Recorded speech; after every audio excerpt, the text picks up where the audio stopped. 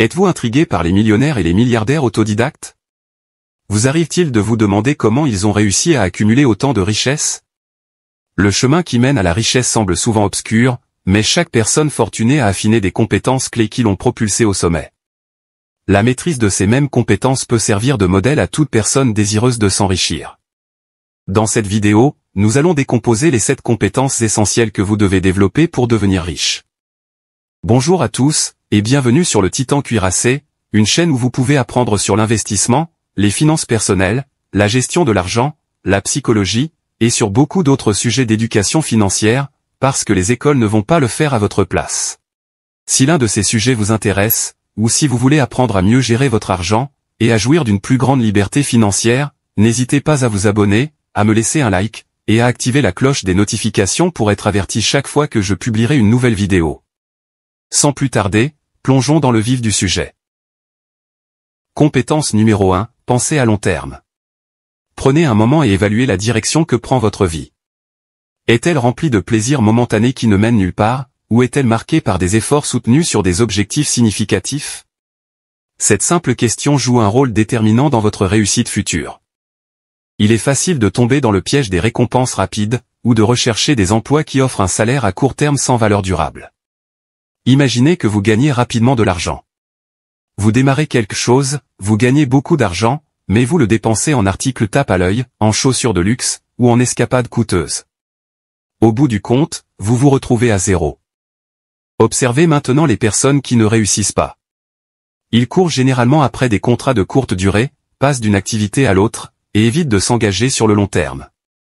En revanche, ce qui distingue les millionnaires, c'est qu'ils se concentrent sur la construction d'une véritable richesse, même s'ils doivent pour cela renoncer au plaisir à court terme.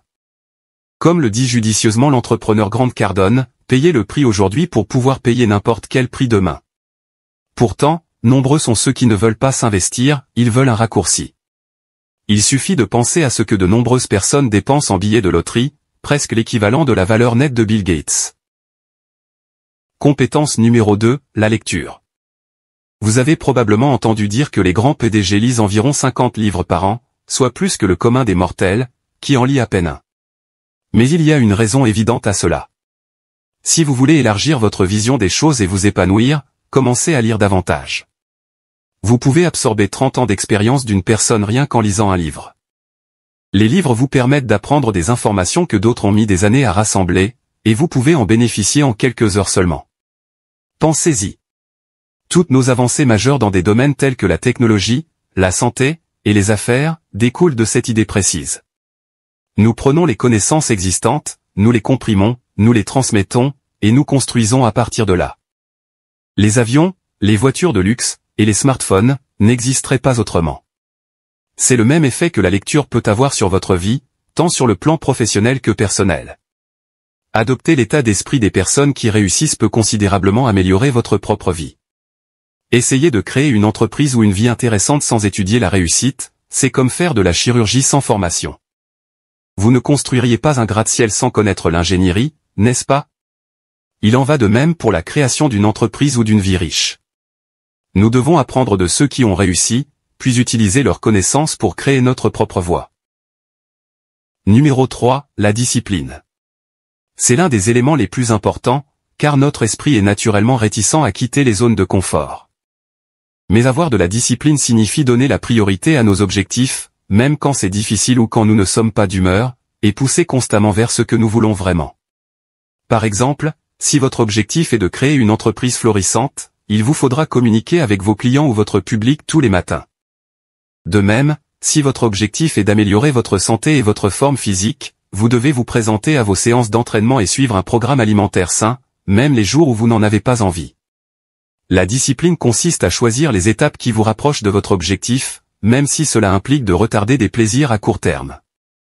L'un des principaux obstacles à la discipline est généralement l'absence de but ou d'objectif clair. Lorsqu'il n'y a pas de direction concrète, la discipline s'estompe souvent. La première étape de la discipline consiste donc à clarifier le résultat que l'on souhaite obtenir, et à découvrir la motivation qui l'anime. Le fait de savoir pourquoi vous faites quelque chose vous donne un objectif fort et maintient votre élan. En outre, l'identification des principales habitudes quotidiennes qui vous poussent à aller de l'avant simplifie le chemin à suivre, et contribue à réduire l'encombrement mental. Il est essentiel de classer vos priorités pour renforcer votre discipline. Il est tout aussi essentiel de rester concentré et de ne pas se laisser distraire. Un autre facteur important est de se responsabiliser. Sans personne à qui rendre des comptes, il est facile de s'éloigner de sa mission. Mais lorsque d'autres personnes comptent sur vous, votre détermination s'en trouve renforcée, et vous restez concentré. Il est également important de suivre régulièrement votre évolution. Le fait de vérifier régulièrement votre évolution vous permet de garder votre énergie et de rectifier le tir si nécessaire. Si la discipline est quelque chose de nouveau pour vous, commencez par de petites victoires, par exemple, en fixant une heure de réveil régulière, ou en faisant une petite promenade tous les matins. Le fait de maintenir ces actions pendant au moins 21 jours peut aider à les transformer en véritables habitudes. Il est surprenant de constater à quel point quelques petits changements structurels dans votre rythme quotidien peuvent donner le ton à la discipline dans de nombreux domaines de votre vie. Numéro 4, la patience. Beaucoup de gens ont tendance à surestimer ce qu'ils peuvent accomplir en une année, mais ne voient pas du tout ce qu'ils pourraient accomplir en 5 ou 10 ans. Les personnes qui réussissent comprennent qu'il est important d'investir des efforts aujourd'hui pour en récolter les fruits demain. Alors que la plupart des gens veulent une gratification instantanée, les objectifs vraiment significatifs prennent du temps à se réaliser. La réalisation d'un projet extraordinaire peut nécessiter 5, 10, voire 15 ans de travail ciblé, des efforts constants jour après jour, tout en gardant à l'esprit que les vraies réalisations demandent de la patience. Il peut être difficile pour certains d'accepter cette réalité. Mais comme l'a dit avec sagesse l'entrepreneur John Damon, ce qui est souvent perçu comme un succès du jour au lendemain, est en fait le fruit de 15 années d'engagement. Numéro 5, l'automotivation. Il est tout à fait normal que les autres doutent de nous lorsque nous poursuivons de grandes ambitions, et parfois même, nous nous remettons en question parce que ces objectifs semblent si lointains. C'est pourquoi l'automotivation est si importante. Être motivé signifie comprendre la raison qui sous-tend nos objectifs, être clair sur notre mission et creuser profondément pour continuer à aller de l'avant, surtout lorsque les personnes qui nous entourent ne croient pas que nous puissions y arriver. Même si des voix extérieures tentent d'ébranler notre confiance, c'est en fin de compte notre détermination interne qui décide de nos résultats. Il y a des jours où nous nous réveillons pleins de motivation, et d'autres où nous ne nous sentons pas du tout inspirés. Il y a des matins où sortir du lit nous semble impossible, et d'autres où nous nous levons tôt, impatients d'attaquer la journée. Les personnes qui réussissent le mieux développent la capacité de créer de la motivation de l'intérieur.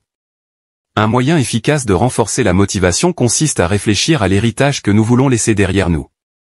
Comment voulons-nous que les gens se souviennent de nous? Quel avenir voulons-nous créer pour notre famille?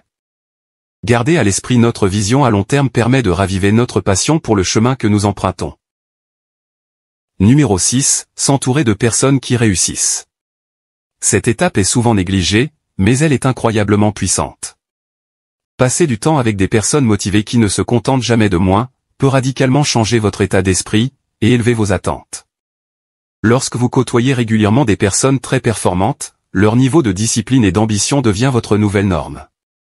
Dans un monde où la moyenne est souvent acceptée, beaucoup tombent dans des routines qui limitent leur potentiel sans même s'en rendre compte. Mais lorsque vous côtoyez des personnes qui recherchent l'excellence et agissent avec passion, cela rehausse vos exigences, et vous pousse à vous surpasser et à rejeter la médiocrité. Numéro 7, la vente.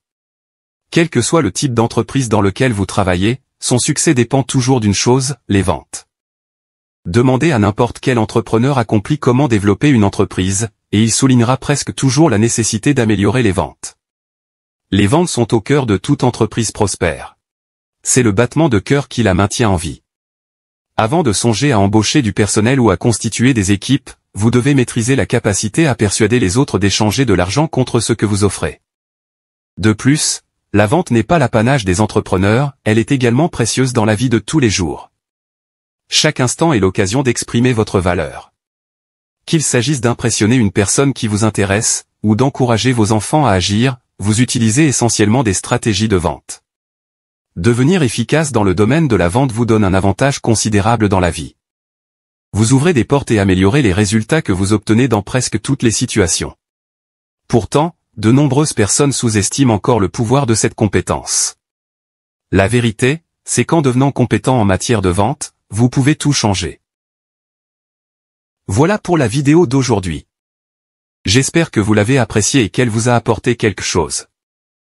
Si c'est le cas, n'hésitez pas à vous abonner, à me laisser un like, et à activer la cloche des notifications pour être averti chaque fois que je publierai une nouvelle vidéo, car j'en ai beaucoup d'autres de ce genre à venir prochainement, ainsi que des résumés de livres, et d'autres choses amusantes.